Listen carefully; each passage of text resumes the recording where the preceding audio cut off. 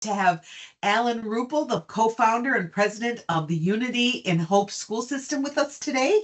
He's also the founder of Unity in Motion and served as the organization's executive director for the first 20 years. He's worked 15 and a half years at Northwestern Mutual in various management level positions. He holds a bachelor's degree in finance, graduating summa cum laude.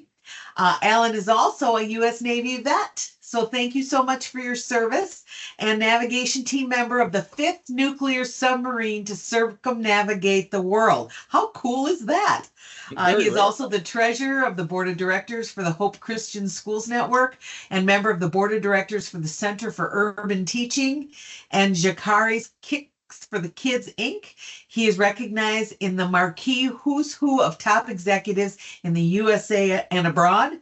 He co-founded and is president of the first tuition-free school for religious minorities in Iqbal Town, Islamabad, Pakistan. The country has an Islamic government, and 98% of its citizens identify as members of the Islamic faith. In his spare time, he likes to play golf. It is my pleasure to welcome Alan Ruppel to the show today. Hello, Alan.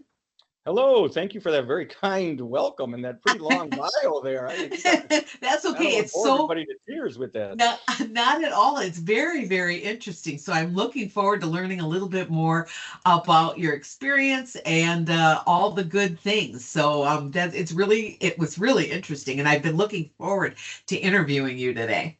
Well, So tell thank you. us a little bit about your personal story. Well, I think it was pretty well caught up in the bio there. I've had a very diverse. I've been very fortunate to see a lot, almost all, a good part of the world. I've been to all 50 states. I've been to 40 countries, and I've really immersed myself in different cultures. And I think that when you meet somebody at a personal level rather than seeing it on the news or reading about it in your favorite periodical, it brings a whole different depth and it brings a humanity in that's allowed me to see people so different than many people who don't have those experiences. You're not it's not as easy to stereotype or put them in groups and the us versus them that the world sees so much. That kind of helps break down those barriers. So I think that's the biggest thing, if you hear that bio, that I've got out of all those experiences, is a different worldview than so often I'm surrounded by. Wow, how cool is that? So tell us, what's a funny story that your family tells about you that you're willing to share? Sure. That's always the caveat, right? That All you're right. willing Well, to my son share. reminded me of this. Um, he's 21 now and in college, and he works with me in the summer, and he even went over to Islamabad. So I'm good, great. He's really turning into a good man. But anyway, like all kids, he was in sports and so on. He loved sports, but he also, would take a musical instrument. And and then they'd have their Christmas pageants, and he'd have those spring concerts and all those things. And some of those schools, they go on for an hour and a half, 2 hours, and your kid's on for 5 minutes. So I was notorious for having my wife go put a coat on a second seat. I'd say, text me with 10 minutes to go. And then I'd quick drive over. I'd, slink in, sit in the seat, watch his performance, and then say, oh, gotta go to the bathroom, sneak out the back door. So we had to stay for 10 minutes of the 2 hour performance. She had to stay for the whole thing. But I never missed his performances. I just simply didn't sit for the rest The of it. whole tour. Yeah, I was a little, and that was, my patience level just wasn't there. And so I always tease him. I never missed your concert. He goes, you didn't see anything else, you know. So, Well, tell us a story about how your business came about and at what point did you have the confidence that you could run your own business? well, I think a lot of people, especially those in the corporate world, even with great positions and so on. And I worked for a very successful Fortune 100 company, Northwestern Mutual, and just a great company. But when you're in a big organization, consensus is so important, right? You may have a great idea, you might think it's just the best, and you've got that inside you, and but it's frustrating sometimes because you have to get so much consensus, and then somebody can overrule you or they can outvote you, and so you spend a lot of time behind the scenes trying to get your idea bought into. And I think, like a lot of people, go, if I could just run it myself, I could make this happen, and I wouldn't have to go through all these hoops or wouldn't spend all this time on it. And I had that mindset too. But when you get out and actually do your own organization or business, you have to have those skills plus one. You're spending more time. and now you're responsible for it. In a big company, there's a lot of people that are responsible for the bottom line. When it's your organization, you are. And so those skills are actually valuable. So that, like everyone, I was confident, and I had good ideas, and I had passion and what I believed in. But don't discount what you're doing now, because you're going to need that more than ever when you go out Right. there. Right. And it's so true, when you talk about the difference between working for someone and having your own business. It's a big reality hit when it now is all on you, right? Or all on Yes. your responsibility. It's way different set of rules and different mindset too. So tell us a little bit more about your company. Well, I've obviously founded several organizations, and the latest one is the schools in Islamabad, Pakistan. And to make a long story short, I started a program in the central city that was just a free karate class while I was working at Northwestern Mutual, and over years it built into a full corporation, nonprofit that took kids from kindergarten all the way through college, of the kids that are the most economically deprived, in our city of Milwaukee, which happens to be the most segregated. So they tend to be mostly African American. And we were able to do that, and that was successful. And I passed it on when I started to get kids of the kids I started with, and we make a generational promise. I passed on leadership to the next generation. But I was asked to speak in the Congo, of all places, and explain, America to a university in Congo, which is very poor and very backwards and very corrupt. And to make a long story short, I was put under death threat by the rebels. And the person that brought me over was the only other non-Congolese, and he was from Pakistan. And his dad was a pastor in Pakistan for 40 years, and he was working in the Congo running the university. And he had to flee with his family. So he said, if you want to see suffering, you should go to Pakistan. And Pakistan's a 98% Islamic country. Now, how do you get 98% of the people to agree on anything? If you get 51%, you think you're doing great, right? Right. You get elected.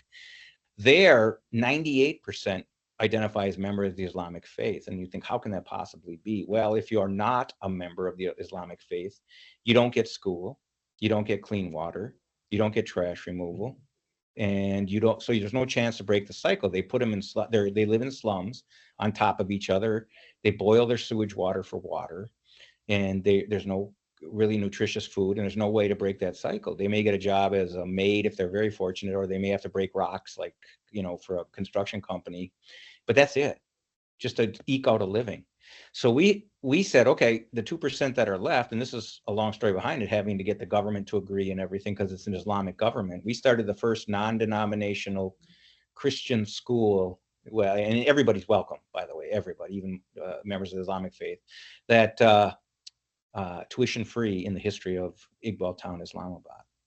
The need Wow. is great. There's 100,000 people in there, and we've got 250 kids, but it's a start. And we're hoping if we can educate these children, they can become the next leaders of the community. The government leaves them alone, but they just don't help them, which obviously means, how do you break a cycle of poverty? And so we also started a community center where we give microloans, things like for sewing centers and trash recycling and clean water and making flip-flop shoes, things like that, so they can help the community while we're educating these children. Wow. Wow. That's quite a story. And that is, who knew that all of that was happening? That's Yeah, it's so quite far away that impactful. it's our issue. Nobody can really see what's going on. And it's ridiculously cheap. I don't take any money for it, because my other ventures and working in the Fortune 100 company has put me in a great financial position. So we don't take any money for this. But it's the average salary for a teacher over there is $1,000 a year. And there are private schools in Pakistan, but if, let's say, you wanted to put your child in a private school, even a Catholic school or something, the teacher alone, just to get on the list, would have to pay a year's salary. Just get on the list. That's not even paying fees yet. That's Wow. a teacher's salary. And then you got to start paying fees after that. Nobody can afford it, right? So there are a few small minority Christians or Hindus or so that have some money can do it. But your Christian schools over there are 90%, 75, 90% Muslim, and they're not interested in Christianity. They're just interested in getting an education. Right. And so we needed to give children that have no chance a chance to break this cycle. And we can do it. Listen to this. This is crazy. We dug a well to 230 feet. So we provide the clean water to the whole neighborhood. Mhm. We give the children their only nutritious meal of the day. And then we give them backpacks, uniforms, and we can educate for a whole year for $250 per child. Wow. So we're all based on philanthropy and donations and so on to make this happen. Wow. So tell us a story where someone pushed you or inspired you that you could do it and the impact that that has had. Well, I when I started long ago on this track was when I had gotten a black belt in karate, and I live in Wisconsin, so I golf in summer and wanted something to do in the winter, and I ended up getting it, and I'm I'm not all that interested in it. It was cool. It was a goal. So I started I thought, but it's a good tool for helping kids if you take out the fighting. So I just found some space in the central city of Milwaukee in some tough areas, and we started a free karate class. And I watched these people come in and volunteer their time for no money to help these kids. And that's always been an inspiration for me. Over in Pakistan, our business manager has a day job working for a Muslim dentist who's a good guy. And he makes about $6,000 a year, which, doesn't really get you very far. But he won't take any money for helping these kids in the slum. He said, I got it better than them. So what inspires me is, people that when they are in a position to help, they focus on it rather than what they don't have. And so I thought, obviously I want to make a living and I have to take care of my family and I want to play golf and the comfort things. But once I'm done with that, these are the people that inspire me. Their hearts are in it. And you know what? They're the happy people in this world. Right. The ones that keep striving for the next fancy thing or fancy promotion as their goal are never happy. Right. They may have the outside, but they don't have the inside. And these guys inspired me to say there's something more than that I can strive. Yeah. Great. So, most of the people that are going to be watching this are business owners as well. So what's your biggest learning as a business owner? As a business owner, it really is true. It's not the one that has the most sales. It's not the one who has the highest profits. It's the one who really believes in what they're doing. If you're going to spend all those hours, if it's your product, if it's your service, buy into that's actually helping somebody else. And as a byproduct of that, I make a living and I have sales. But you make it, if you don't have that passion for it, the passion for the profit and the passion for the sales isn't going to be enough to satisfy you. You may not be destitute and you may have a lot of toys and trinkets, but really the ones, and I saw this at Northwestern Mutual, the happiest, most successful field personnel that sell our products were the ones that really believed they were bringing value to their clients. They were taking care of their needs, and that drove them. And as a byproduct of that, they often had the most sales and the most successful business. That's great advice. Yeah. That's great advice. And don't kid yourself on that. A person, you won't last with it. You won't be happy. You may last, but you won't be happy. Right. Right. I love that. Passion and purpose first, money follows, right? It will.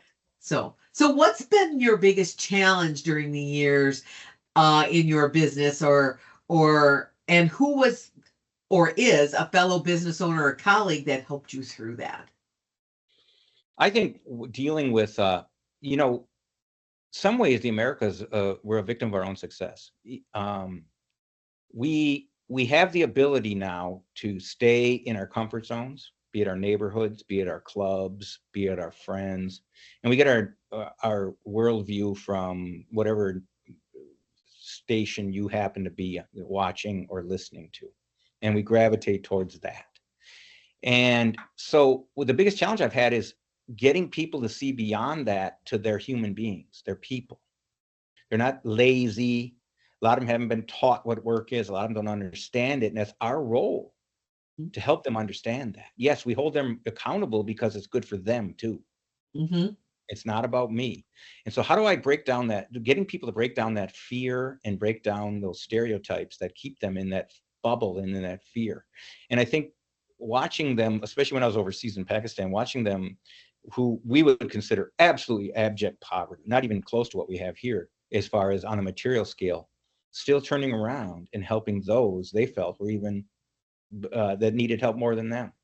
It's to amazing. to break down those fear, to break down that, it's not easy to be the 2% minority religious in that country, and yet Mm-hmm. they find great purpose and they walk through those fears that brings, and the danger that brings. Yeah, that's amazing. Isn't that just amazing? So if you had to pick three people on your business journey, your business owner journey, that you're most grateful for being there for your business growth, who are they? Well, I would say Dr. Amir Gulzar, my co-founder, my wife Judy, who very much backs everything I do, um, and Northwestern Mutual as an entity to show me what it's like to actually operate a business while I was part of a big Fortune 100 company, even though I was not on my own. It showed me the skills and the what it takes on the people side to actually make something work. Wow. To So, put my ego aside and say, this is consensus is what we need, no matter where I go. You can't do this alone. mhm, you're That's absolutely right. the big fallacy is I get to call the shots as a business owner. No, you work for somebody, you work for the donor, you work for the client, you work for your board of directors. You don't work alone. You Right, don't call the shots. And it's okay. It's good. You need that. right. So what's the next big thing for your business? Well, I think well, obviously I'm concentrating on the schools now over in Islamabad and the other ones are in time. So the next big thing, I think we have to set it up beyond me. So in other words, right now it's a lot of my friends and a lot of the organizations I know that help support us. If something would happen to me, as I'm now not a spring chicken anymore. Actually, it's my birthday today, believe it or not. Happy birthday. Thank you. And let's just say I'm 63. Uh, and I'm so, right there with you, man. yeah, Right there you with you. you look about 20 years younger, so don't you worry. Thank you. But I want to set it up in perpetuity from so we have if you know the Bradley Foundation, they're very Yeah. prominent. We have an impact fund with them, and we're putting money aside, and I'm going to help endow it too when I pass. That the board of directors here can then use that interest each year to fund the school so it continues. It's dangerous over there, and the government won't let me start any more than I are, and I have threats against me and so on. But I want that to be there for those kids that we start with and the next generation, and they can go out and start businesses, and they can go out and start running schools.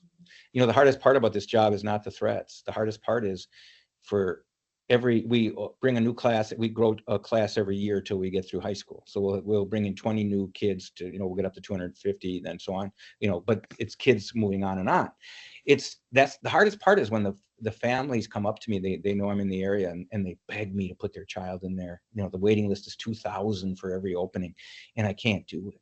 We don't have the resources. We don't have I can't, we have to make sure this is set for the school that's there, the schools that are there already before we expand. And that's the hardest thing, is having to say no, knowing that they'll be drinking sewage water and dying young. Right. And so the next goal is to make sure that beacon is always there for that community, and those kids can graduate and help the next generation and the next generation. Right. That's the And goal. so, yeah, so as you're growing to that, in the next 1 to 3 years, so I mean, that's a pretty big thing. So in the next Absolutely. 1 to 3 years, what's the big opportunity for you?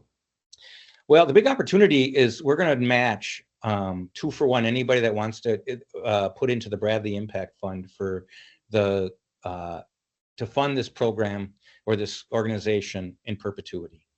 So if you put in $100, we'll put in 200 more.